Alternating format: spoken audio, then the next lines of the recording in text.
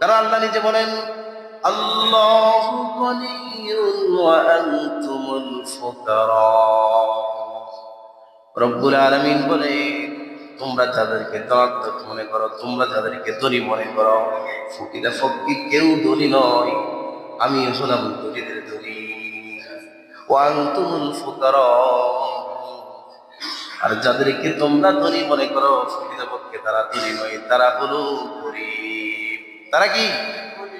অন্যথায় আল্লাহর নবী মুহাম্মদ রাসূলুল্লাহ সাল্লাল্লাহু আলাইহি ওয়াসাল্লাম তার জবানে বলেন, আল গিনা গিনান নাফস।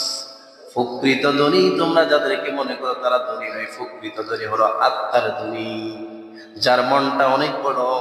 আল্লাহ তাকে কোনো ব্যবসা বাণিজ্যের ভিতরে কোন তরক্কি দান করে নাই।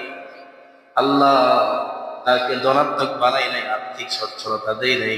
লোকটা গরিব কিন্তু তার মনটা অনেক বড়। তার মন কি?